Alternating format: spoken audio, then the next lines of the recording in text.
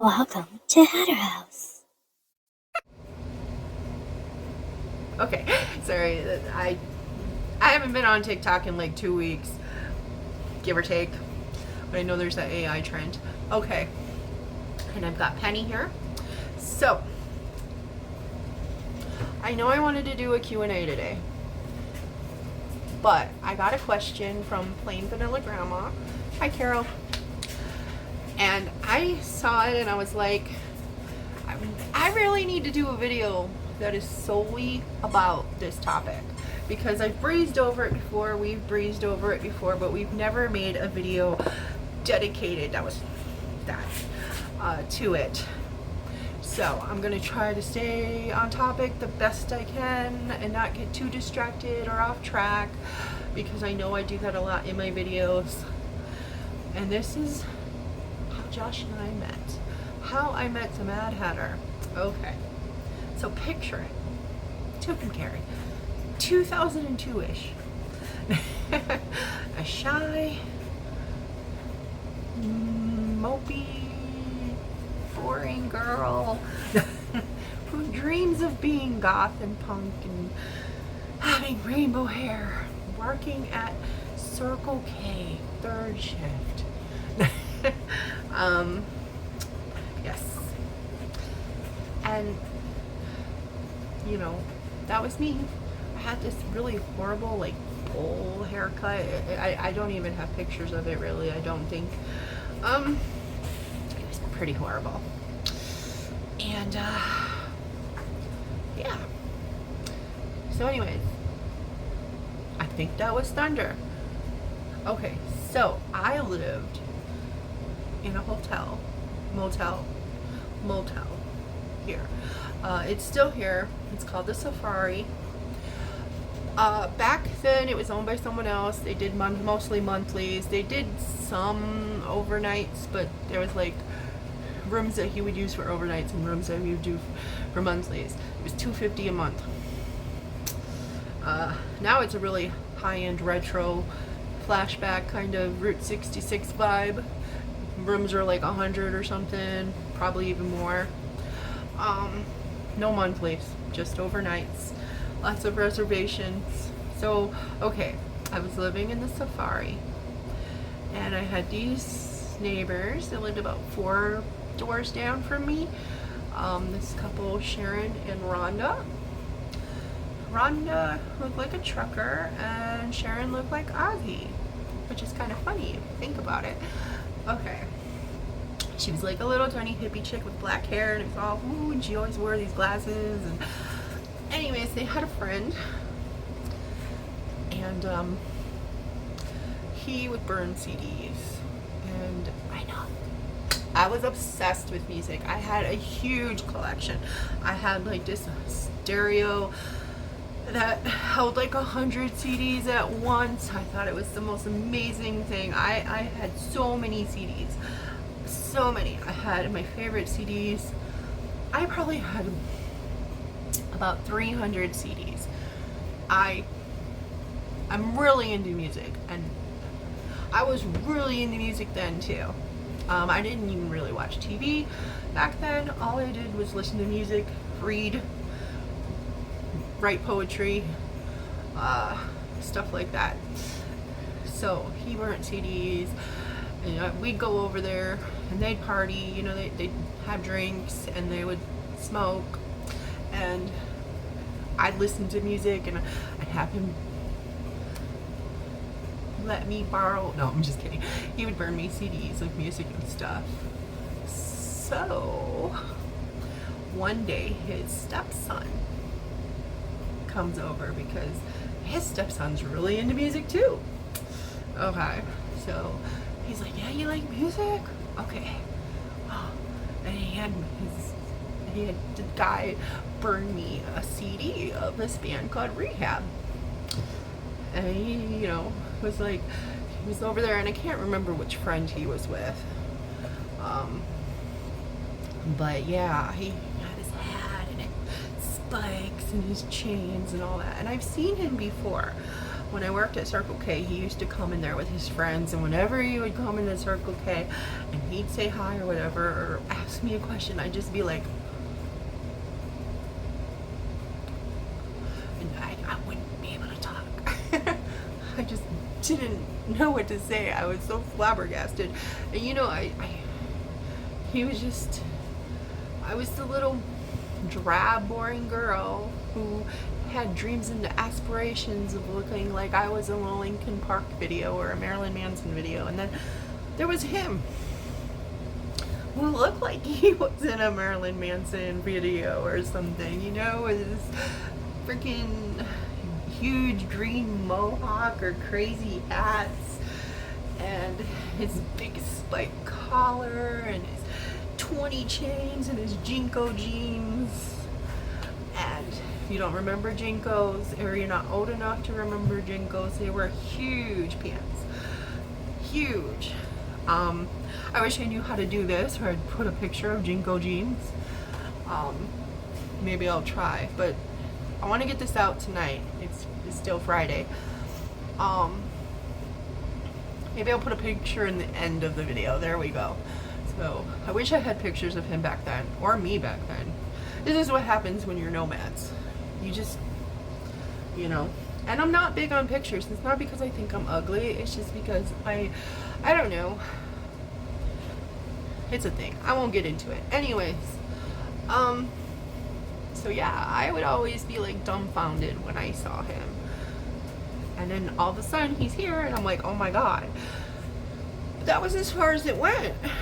Like at that time, he gave me the CD and I loved it. And of course, we talk about rehab all the time on this channel, or on this YouTube, whatever you want to call it.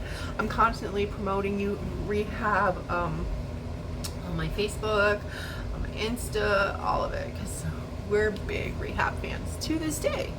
And believe it or not, they do have more songs. They're still making music.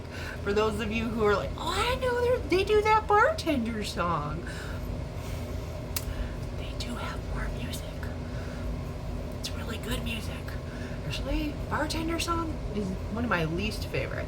Okay, I know that's like their biggest hit, but they have more and better music. Promise.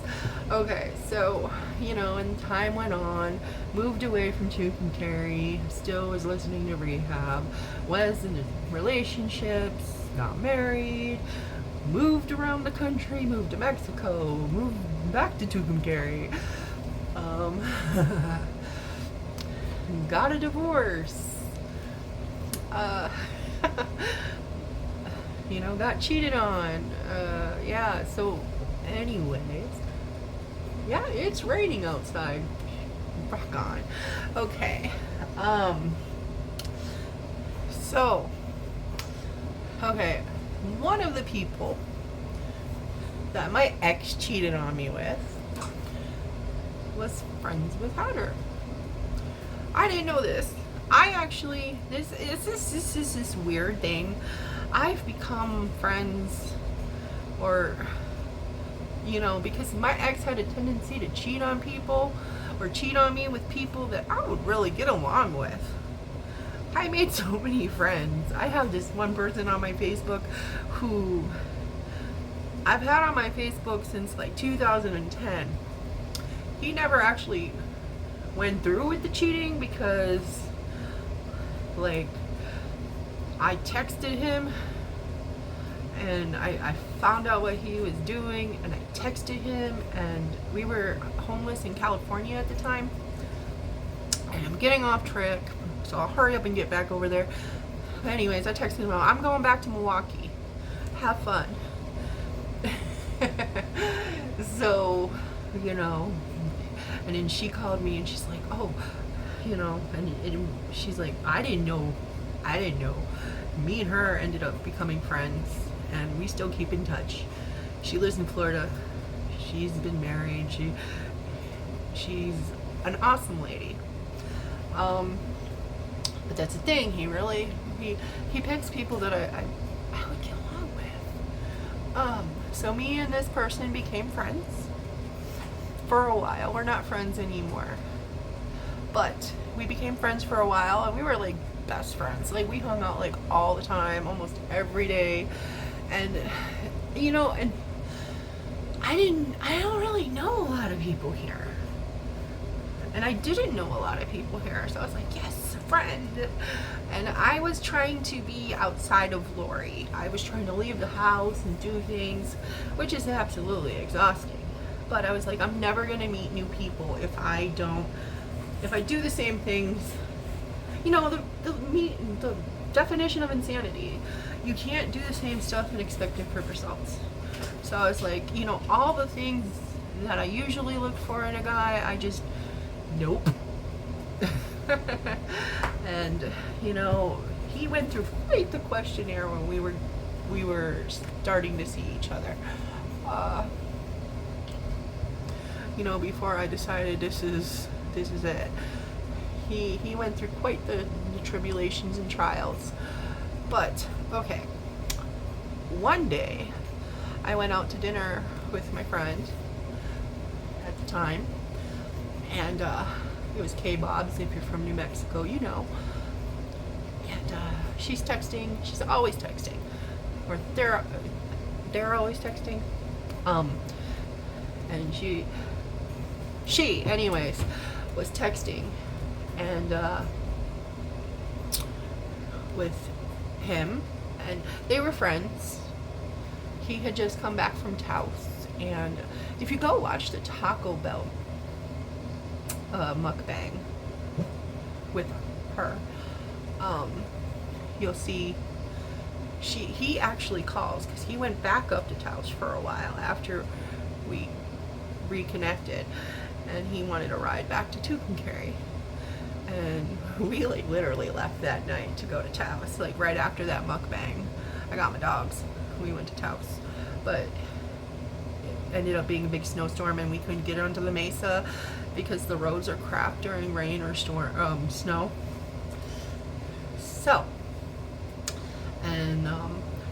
So we drove all the way there and all the way back, which sucks because we weren't able to get him. He couldn't get to the road, and we couldn't get to the mesa.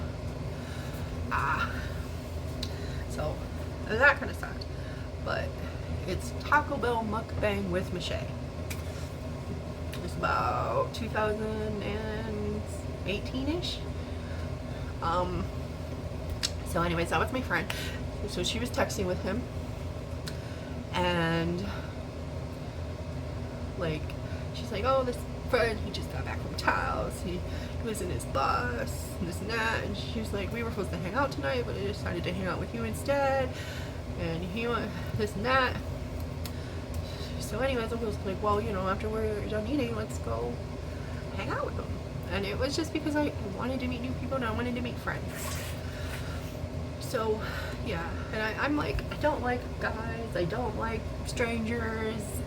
But I was like, let's do it. Let's do something crazy and different. So we went to go pick him up. And it was dark, so I didn't really see him. And plus, he looks different than he does. Obviously, he looks different now than he did back then. So he gets in the car, and they're talking, and they're smoking, and they're hanging out, and I'm driving, and she's like, oh, I didn't introduce you. Lori, this is Hatter. Hatter, this is Lori. Well, when she said Hatter, this poor guy. I slammed the brakes on in my car. Thank God this is a small town, side street, no traffic. I flipped my head around. I'm not good at being subtle. And I flip on the dome light, blind the poor man. He almost hits the back of Michelle's seat with his face.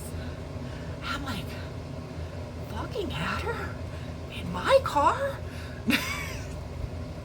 I mean, if that guy didn't know that he had a chance at that moment, I don't think he really would have ever known.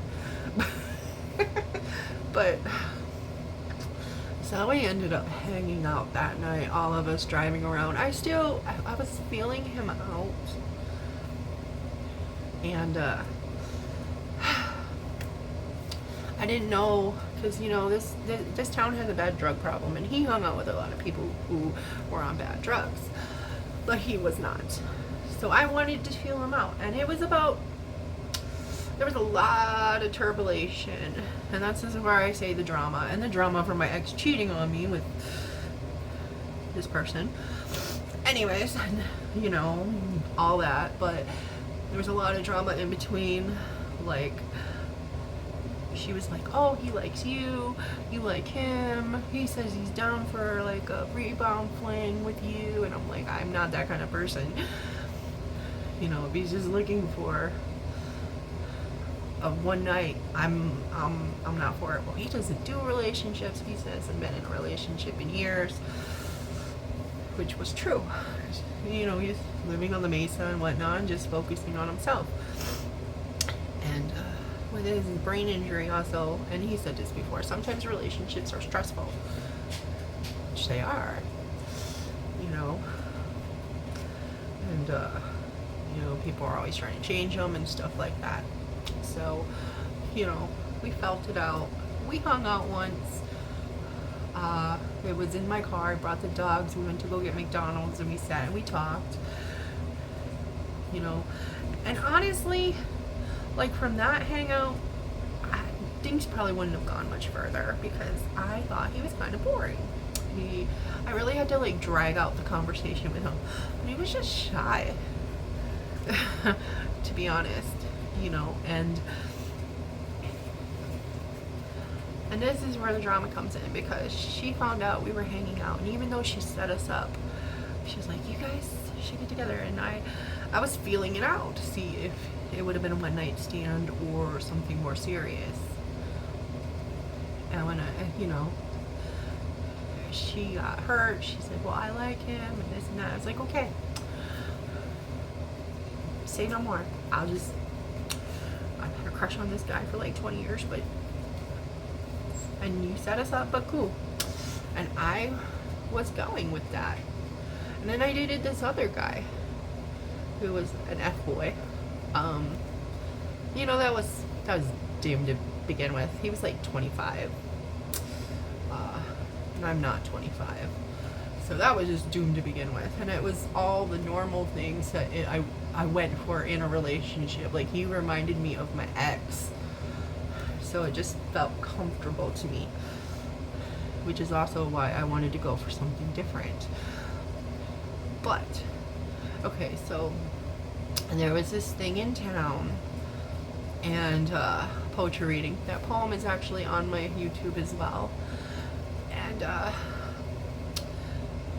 they said they were going to be there, you know, as my best friend, as support, and me having social anxiety and public speaking scary. I wanted some support there, and she promised she was going to be there. And I found out, you know, small towns, nothing's really a secret, that she was still trying to talk to him. And I also found out that she ditched me that night to go hang out with these guys. So I got mad, and I said, you know what, F it, I'm gonna text him. And I invited him over to my house, which I know, bad Lori, but nothing happened. We just sat up all night and we talked. And he actually was talkative. He actually had things to say. I actually enjoyed the conversation. And, you know, in the morning, he went back to where he was. And then that night, after he got off his work with Carol, if you're still here, he was working with Rob Kreider. He was building some lawnmower thing, a riding barbecue made out of an old riding lawnmower. I'll see if I can find a picture of it and put it at the end of the video too. So yeah, he was, I know this is a long video, I'm going to try to cut it off soon, as we're almost to the end of the story. So yeah, he was working with Rob Kreider at the time, so he came back over after that. And then it happened for a couple nights, and then about the fourth night he came over in a row. He was like, he texted me. I was at church. My church doesn't meet anymore. They stopped during that whole thing that happened in 2020. But I was sitting at church. And he texted me, what are we having for dinner when I get home? It was one of those things. And usually, like, those kind of relationships happen with guys who are like, I don't know if anybody knows this word, homosexuals. You know, the kind of guys that need a place to stay, but he had a place to stay. He has a place to stay. His house is in my backyard. Well, our backyard.